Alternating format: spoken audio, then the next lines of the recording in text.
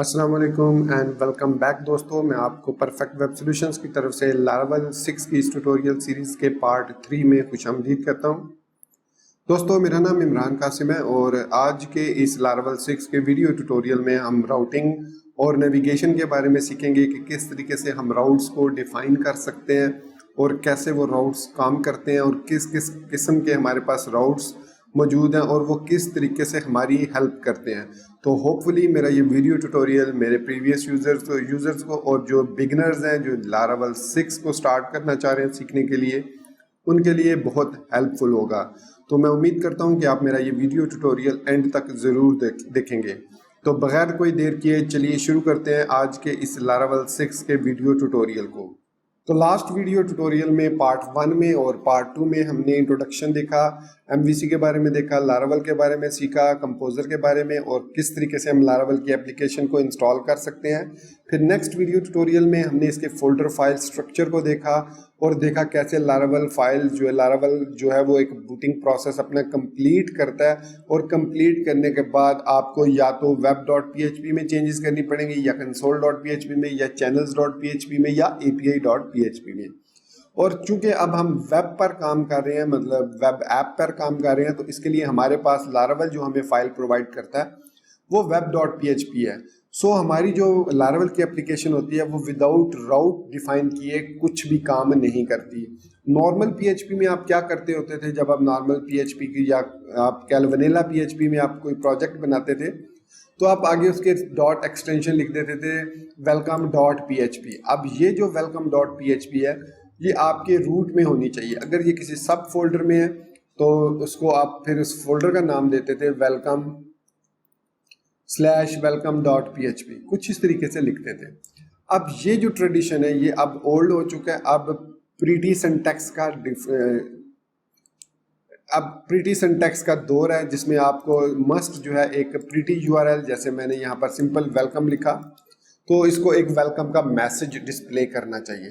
तो ये कैसे हम डिफाइन करते हैं, तो लारावल हमें प्रोवाइड करता है web.php फॉर वेब एप्लीकेशंस और यहाँ पर हम राउट क्लास की मदद से, ये हमारे पास एक राउट की क्लास है, इसको हम स्टैटिक मेथड देते हैं जो हमने मेथड्स देखे थे लास्ट वीडियो ट्यूटोरियल में, get, post, put, patch, delete, options, view, redirect any, और इसके अलावा भी काफ़ी सारे हमारे पास ऑप्शंस हैं इस राउट क्लास के साथ। वो हम एक्सप्लोर करेंगे जैसे जैसे हम आगे बढ़ते जाएंगे। अब अगर आपने तो PHP सीखी हुई है और उसमें आपने CRUD ऑपरेशन परफॉर्म किया हुआ है तो उसमें आपको पता होगा कि गेट और पोस्ट रिक्वेस्ट हम यूज़ करते हैं फॉर्म्स के लिए या URLs के लिए। जब हम कोई रिकॉर्ड सर्च करना चाह रहे हैं तो उसके लिए हम गेट रिक्वेस्ट यूज़ करते हैं, और जब कोई हम रिकॉर्ड पोस्ट करना चाह रहे हैं, सबमिट करना चाह रहे हैं, डाटाबेस के अंदर सेव करना चाह रहे हैं, तो उस वक्त उस फॉर्म की वैल्यू हम पोस्ट रिक्वेस्ट के साथ सेंड करते हैं। तो आज हम सिर्फ गेट रिक्वेस्ट के डिफरेंट मेथड देखेंगे और सेम वही मेथड यूज होते हैं पोस्ट रिक्वेस्ट के साथ with little bit modification. So suppose मैं यहाँ पर एक वेलकम का मैसेज देना चाह रहा हूँ, तो वो मैसेज मैं कैसे दूंगा, मैं इस फाइल को क्लीन कर देता हूँ ताकि डिस्ट्रैक्शन ना रहे। ये मैंने इस फाइल को क्लीन कर दिया बिल्कुल। अब मैं इसको क्लीन करने के बाद यहाँ पर जब रूट अपना ओपन करता हूँ तो ये मुझे 404 का एरर देगा, क्योंकि हमारी जो web.php में हमने कोई राउट डिफाइन नहीं किया हुआ। तो पहला राउट हम डिफाइन करते हैं हमेशा, हम अपने रूट फाइल के लिए पहला राउट, अब ROOT रूट और ROUTE राउट, ये दो अलग अलग नाम है। सो अपनी रूट के लिए, मतलब जो हमारी डोमेन है वर्चुअल डोमेन LP-L6 app.test, ये हमारे रूट डोमेन है। तो इसके लिए हम स्लैश के साथ डिफाइन करते हैं और उसके बाद हम यहाँ पर देते हैं कॉल बैक फंक्शन। अब ये कॉल बैक फंक्शन एक कंट्रोलर भी हो सकता है और एक क्लोजर फंक्शंस भी हो सकता है। तो या तो हम यहाँ पर एक क्लोजर फंक्शन देंगे या फिर हम यहाँ पर एक कंट्रोलर देंगे। तो हम देखेंगे आगे चल के कि कंट्रोलर कैसे काम करते हैं और कैसे हम कंट्रोलर्स क्रिएट करते हैं। तो क्लोजर फंक्शन हम सिंपली इस तरीके से लिखते हैं, ये हमारा एक क्लोजर फंक्शन हो गया और यहाँ पर सेमीकोलन लाजमी लगाना। अब इसके अंदर कोई भी चीज़ हम रिटर्न कर सकते हैं, इको कर सकते हैं, डाई एंड डंप। अब इको और रिटर्न के बारे में होपफुली आपको पता होगा अगर आपने PHP सीखी हुई है, तो अगर नहीं है तो एको बेसिकली हमें कोई भी इंफॉर्मेशन डिस्प्ले करने के लिए, और रिटर्न जो है कोई भी डाटा रिटर्न करने के लिए from one place to another place use होता है। तो लारावल में नॉर्मली हम रिटर्न को बहुत ज़्यादा यूज़ करने जा रहे हैं, इसलिए आपने जहन में रखना है कि रिटर्न ही हम यूज़ करेंगे। सो रिटर्न वेलकम टू लारावल 6.0 ये लिख के हमने सेव किया। अब मैं अगर इसको रीलोड करता हूं तो यहाँ पर आपको मैसेज मिला वेलकम टू लारावल 6.0। तो ये बेसिकली इसका तरीका है यूज़ करने का। अब सपोज हम एक और राउट क्रिएट करना चाह रहे हैं और यहाँ पर हम लिखना चाह रहे हैं कि वेलकम, और यहाँ पर वो यहाँ पर लिखे वेलकम और आगे किसी यूज़र का नाम, जो भी हमने नाम यहाँ पर लिखा हो, जैसे वेलकम मैं लिखता हूँ इमरान, तो यहाँ पर उसको लिखना चाहिए वेलकम इमरान। जो भी मैं यहाँ पर आर्ग्यूमेंट देता हूँ, पैरामीटर पास करता हूँ, या जो भी यूआरएल में मैं डायनामिक वैल्यू देता हूँ वो वैल्यू भी यहाँ पर प्रिंट होनी चाहिए। तो इसके लिए जो हम गेट राउट क्रिएट करते हैं वो विद पैरामीटर क्रिएट करते हैं। सो राउट इसको कहा जाएगा राउट विद पैरामीटर। अब वो कैसे क्रिएट करते हैं, उसके लिए हम लिखते हैं राउट कॉलन कॉलन गेट स्लैश लिखने की जरूरत नहीं, लिखेंगे वेलकम और फिर उसके बाद लिखेंगे स्लैश, क्योंकि अब हमने यहाँ पे डायनामिक इसको वैल्यू देनी है। तो डायनामिक वैल्यू को हमेशा हम करली ब्रैकेट के अंदर लिखेंगे। तो यहाँ पर कुछ भी नाम आप देख सकते हैं, मैंने यहाँ पर लिख दिया नेम। तो ये हमारे पास एक डायनामिक राउट क्रिएट हो गया। और सेम इसका उसी तरीके से हम क्रिएट करेंगे क्लोजर फंक्शन और यहाँ पर इसको सेव कर देंगे। अब इस नेम को एक्सेस कैसे करना है हमने, अब इसका कौन सा तरीका कि हम इस नेम को एक्सेस करें। तो इसका तरीका ये होता है कि इस नेम को हम पास करेंगे, ये हमेशा ये नेम जो है इस फंक्शन को पास होगा और यहाँ पर उसको गेट करने के लिए हम एक वेरिएबल बना देंगे। सेम सपोज मैं उसको भी नेम ही नेम दे देता हूँ, आप इसको कुछ भी दे सकते हैं। फिर आप यहाँ पर सिंपली लिखेंगे रिटर्न वेलकम और यहाँ पे डॉट कॉन्केटिनेशन ऑपरेटर के साथ लिख देंगे नेम। ठीक हो गया। अब मैं इसको रन करता हूं तो यहां पर हमें लिखा हुआ नजर आ गया वेलकम इमरान। होपफुली आपको नजर आ रहा होगा। अब ठीक है 500% मैंने इंक्रीज कर दिया। सो लिखा हुआ नजर आ रहा है वेलकम इमरान। अगर यहाँ पर मैं कुछ और लिख देता हूँ, जहलम लिख देता हूँ, सो यहाँ पर लिखा हुआ आएगा जहलम। अब ये हमारा एक डायनामिक गेट राउट क्रिएट हो चुका है। इसमें हम वेलकम के बाद कुछ भी लिखेंगे तो वो उसको यहाँ पर एज इट इज प्रिंट कर देगा जो हमने यहाँ पर डिफाइन किया हुआ है। सो दिस इज डायनामिक राउट। अब सपोज सम टाइम हम यहाँ पर कुछ भी नहीं लिखते तो ये हमें दे रहा है 404 नॉट फाउंड। हम ये चाहते हैं कि अगर हम कोई पैरामीटर इसको ना दें तो ये एक डिफॉल्ट पैरामीटर, लाइक आप कहते हैं वेलकम यूजर को नेम देते हैं तो हम कह रहे हैं वेलकम गेस्ट लिखा हुआ नजर आ जाए अगर हम कोई भी पैरामीटर नहीं देते। तो ये हमारे पास जो राउट है ये है रिक्वायर्ड राउट विद पैरामीटर। अब इसी तरीके से हमारे पास होता है optional route with dynamic parameter. So ये है route with dynamic parameter, required route with dynamic parameter. अब जो ऑप्शनल राउट होता है उसको कैसे क्रिएट करते हैं, मैं इसको कॉपी करता हूँ, यहाँ पर कर देता हूँ पेस्ट और इसको कर देता हूँ comment for the time being, क्योंकि इसको हमने यूज नहीं करना। तो इसके लिए हम यहाँ पर क्वेश्चन मार्क लगा देंगे। तो ये जो है हमारे पास अब ऑप्शनल पैरामीटर बन गया। अब ये दें तो भी ये राउट चलेगा, ना दे तो भी ये राउट हमारा काम करेगा। लेकिन यहाँ पर एक प्रॉब्लम होगी, वो मैं आपको दिखाता हूँ। पहले प्रॉब्लम, मैं इसको रीलोड करता हूँ तो यहाँ पर आपको एक एरर देखने को मिलेगा। ये देखिए वो कह रहा है कि राउट गेट वेलकम नेम और too few argument to function route closure zero pass in user. कह रहा है कि जीरो आर्ग्यूमेंट पास किया गया है इस राउट को और हमारा जो क्लोजर फंक्शन है उसको कोई भी डिफॉल्ट वैल्यू नहीं दी गई। इसके कहने का मकसद ये है क्योंकि यहाँ पर हमने राउट को कोई पैरामीटर नहीं दिया और सेम हमने यहाँ पर इसको कोई डिफॉल्ट वैल्यू नहीं दी। तो यहाँ पर मैं लिख देता हूँ guest, name is equal to guest. अब इसका मतलब है कि ये हमारे पास optional route dynamic route parameter है। तो अगर ये हम नहीं देते तो ये ऑटोमेटिकली इस नेम के अंदर गेस्ट को स्टोर कर देगा और यहाँ पर उसको डिस्प्ले कर देगा और हमारा ये जो एरर है ये खत्म हो जाएगा। तो ये देखिए अब मैंने वेलकम को कॉल किया तो लिखा वेलकम कॉमा गेस्ट। तो यहाँ पर अब मैं अगर कुछ और लिखता हूँ, पाकिस्तान लिखता हूँ, तो यहाँ पर पाकिस्तान लिखा हुआ नजर आ रहा होगा आपको। अगर मैं कुछ भी नहीं लिखता तो ये हमारे पास देख सकते हैं कि वेलकम गेस्ट लिखा हुआ नजर आएगा।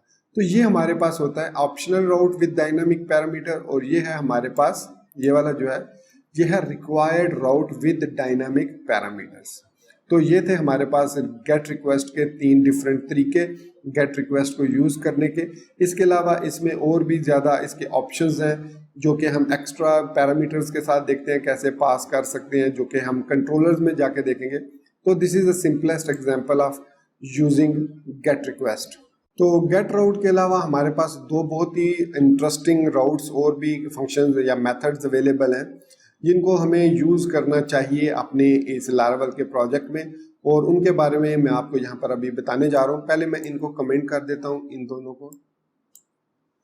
तो इनमें से जो पहला हमारे पास है वो है रीडायरेक्ट राउट। अब रीडायरेक्ट राउट क्या होता है, यहाँ पर मैं लिख देता हूँ रीडायरेक्ट राउट मेथड। तो ये हमारे पास एक राउट का मेथड है रीडायरेक्ट, और आपको पता होगा मेथड हम कैसे लिखते हैं, राउट कॉलन कॉलन और मेथड नेम। सो यहाँ पर हम लिख सकते हैं राउट कॉलन कॉलन रीडायरेक्ट। अब रीडायरेक्ट मेथड किस लिए होता है, सपोज हमने यहाँ पर लिखा हुआ है /home। अब हमने रूट वाला राउट पैरामीटर डिफाइन नहीं किया हुआ, तो अब अगर मैं यहाँ पर इसको ओपन करता हूँ अपने रूट को यहाँ पर, तो हमारे पास यहाँ पर एरर आ रहा है कि हमने, एक मिनट में इसको जूम आउट कर लूँ। एरर बेसिकली ये है कि हमने यहाँ पर ये राउट तो लिख दिया लेकिन इसके अंदर पैरामीटर्स नहीं दिए अभी। तो इसको मैं ख़त्म करता हूँ। तो मैंने जब इसको रूट को ओपन किया तो इसने हमें 404 दे दिया, ठीक है। हम ये चाहते हैं कि हमारे जो रूट है वो हमेशा हमें होम पर रीडायरेक्ट करे, /home पर हमें लेकर जाए, ना कि हमें रूट पर। तो इसके लिए हम जो है वो रीडायरेक्ट राउट यूज़ करते हैं। उसको लिखने का तरीका ये है रीडायरेक्ट। पहले हम देखते हैं कौन सा रूट हम रीडायरेक्ट करना चाह रहे हैं। तो मैं चाह रहा हूँ कि होम जो रूट है वो वाला राउट हम जो है रीडायरेक्ट करना चाह रहे हैं। कहाँ पर रीडायरेक्ट करना चाह रहे हैं, हम उसको होम पर रीडायरेक्ट करना चाह रहे हैं। फिर इसके बाद इसका थर्ड पैरामीटर है कि परमानेंट ये रीडायरेक्ट करना चाह रहे हैं या टेम्पररी रीडायरेक्ट करना चाह रहे हैं। अब परमानेंट और जो टेम्पररी रीडायरेक्ट होते हैं ये एसईओ पर्पस के लिए होते हैं, आपके जो सर्च इंजन्स हैं ये उनके लिए होता है, ताकि अगर आपको वक्ती तौर पर अगर आप कोई चीज़ रीडायरेक्ट कर रहे हैं और आप सर्च इंजन को बताना चाह रहे हैं कि भाई ये जो हमारी रीडायरेक्शन है ये टेम्पररी रीडायरेक्शन है, ये कभी भी चेंज हो सकती है। सो जो सर्च इंजन है वो उसको हैंडल करेगा और चेक एंड बैलेंस रखेगा कि ये जो रूट रीडायरेक्ट हो रहा है लाइव सर्वर का ये टेम्परेरी है, तो वो उसको इंडेक्स नहीं करेगा। लेकिन कल अगर आप उसको परमानेंट रीडायरेक्ट कर देते हैं तो जो सर्च इंजन होगा उसको पता चल जाएगा और वो उसको इंडेक्स में, अपनी जो सर्च इंडेक्स है उसमें वो रूट आपका जो परमानेंट राउट है /home वाला उसी को इंडेक्स करेगा। तो यहाँ पर आप 301 या 302 लिख सकते हैं दोनों में से। तो ये मैंने लिख दिया। By default temporary route redirect होता है। होपफुली आई एम श्योर, एक मिनट देख लेते हैं इसको। जो इसका डिफॉल्ट जो है वो स्टेटस 302 होता है, ठीक है, टेम्पररी रीडायरेक्शन होती है। आई एम श्योर ये जो 302 है ये टेम्पररी होती है और दूसरी परमानेंट। अब आप चेक कर लीजिएगा इसका कि इन दोनों में कौन सी टेम्पररी है कौन सी परमानेंट है। यहाँ पर आप देख सकते हैं कि डिफॉल्ट उसको वो स्टेटस 302 देता है। सो इसको मैंने सेव कर लिया। सेव करने के बाद अब अगर मैं इस पेज को रीलोड करूंगा तो ये हमें रीडायरेक्ट कर देगा होम पर। तो ये देखा हमने इसने हमें होम पर रीडायरेक्ट कर दिया। सो इसका हमें फ़ायदा क्या हुआ, इसका हमें फ़ायदा ये हुआ कि अगर हमारी जो लाइव सर्वर है उसमें रूट पर हमने कोई और फोल्डर रखा हुआ है तो हम उसके अंदर डिफाइन कर सकते हैं कि हमारा जो होम रूट है वो /home है। तो इस तरीके से हम आसानी से उस web.php के अंदर रीडायरेक्शन यूज कर सकते हैं। अब रीडायरेक्ट के अलावा हमारे पास यहाँ पर एक परमानेंट रीडायरेक्ट का फंक्शन भी मौजूद है। सो 301 इज परमानेंट रीडायरेक्ट। तो 302 जो है वो टेम्पररी रीडायरेक्ट होता है और 301 एक परमानेंट रीडायरेक्ट है। सो परमानेंट रीडायरेक्ट एक और मेथड है, उसको भी हम इसी तरीके से यूज कर सकते हैं, permanent redirect. I hope spelling मैंने सही लिखे हैं, परमानेंट रीडायरेक्ट, परमानेंट रीडायरेक्ट। तो इसको हम उसी तरीके से यूज कर सकते हैं। सो ये देखिए इसने हमें रीडायरेक्ट कर दिया होम पर। हमने यहाँ पर लिखा था रूट ये, तो इस तरीके से हम किसी भी दूसरे राउट से किसी भी दूसरे राउट पर रीडायरेक्ट कर सकते हैं यूजिंग ईदर रीडायरेक्ट मेथड या परमानेंट रीडायरेक्ट HTTP मेथड। आप इसको यहाँ पर मैं बार बार मेथड ही कह रहा हूँ, लेकिन इनको HTTP मेथड्स बेसिकली सिर्फ और सिर्फ कहा जाता है get, put, post, patch, delete, options. इनको आप HTTP मेथड्स कहते हैं। और जो मेथड्स लारावेल एक्स्ट्रा हमें प्रोवाइड करता है, जैसे रीडायरेक्ट है, परमानेंट रीडायरेक्ट है, व्यू है, एनी है, मैच है, मिडलवेयर है, ग्रुप है, तो ये जो मेथड्स है ये HTTP मेथड्स नहीं है, ये बेसिकली लारावेल के अपने मेथड्स हैं। तो मैंने कहा था दो आपको और बता दूं, तो मैंने रीडायरेक्ट और परमानेंट रीडायरेक्ट बताए, ये दोनों एक ही हैं। तो जो दूसरा मैं आपको बताना चाह रहा हूं वो है व्यू राउट मेथड। अब व्यू राउट मेथड क्या है? बेसिकली समटाइम हमने कोई लैंडिंग पेज बनाया है जिसमें डाटा जो है वो डायनामिक डाटा नहीं है बल्कि स्टैटिक इंफॉर्मेशन है, तो उसके लिए हमें कंट्रोलर वगैरह बनाने की ज़रूरत नहीं होती। तो उसके लिए हम जो है वो व्यू राउट मेथड को यूज़ कर सकते हैं आसानी से। जैसे आपने देखा था कि डिफ़ॉल्ट जो लारावेल की एप्लीकेशन है उसके अंदर जो एक राउट ये वाला डिफ़ाइन है, ये बेसिकली होम रूट जो डिफ़ाइन है वो लोड करता है welcome.blade.php फाइल को। ये लास्ट वीडियो ट्यूटोरियल में मैंने बताया था। तो उसको हम वो जो तरीका डिफ़ॉल्ट था वो था राउट गेट मेथड। तो हम यहाँ पर राउट कॉलन व्यू और उसके बाद उस राउट को डिफाइन कर सकते हैं और उसके बाद सिंपली हम वेलकम लिख सकते हैं। अब ये हमने क्या किया, एक राउट डिफाइन किया व्यू के साथ, मेथड के साथ। और यहाँ पर मैंने आपको बताया कि ये लारावेल का अपना मेथड है, इसका कोई भी HTTP मेथड से ताल्लुक नहीं है, ये बैक एंड पे गेट रिक्वेस्ट को यूज़ करता है। सो व्यू हमने कॉल किया और इसके बाद मैंने जब इसको रूट को ओपन किया तो सॉरी, ये हमारा जो परमानेंट रीडायरेक्ट है ये पहले लगा हुआ है, इसको मैं कमेंट कर देता हूँ। तो यहाँ पर अब मैं रूट को ओपन करता हूँ तो ये अब देखिए ये परमानेंट, मैंने क्योंकि रीडायरेक्ट को यूज़ किया था तो ये परमानेंट रीडायरेक्ट कर रहा है। तो इसको हमें इसको क्लियर करना पड़ेगा पहले। समटाइम ये प्रॉब्लम आ जाती है कि जब आप परमानेंट रीडायरेक्ट कर देते हैं तो इवन आपका जो ब्राउज़र है वो उस रूट को परमानेंटली रीडायरेक्ट कर देता है, हालांकि हमने यहाँ पर लिखा हुआ है स्लैश को वो वेलकम को लोड करे। सो इसके लिए हमें यहाँ पर मैं इसको क्विकली क्लियर करता हूँ कुकीज़ को। तो यहाँ पर एडवांस में मैं जाके सर्च कर लेता हूँ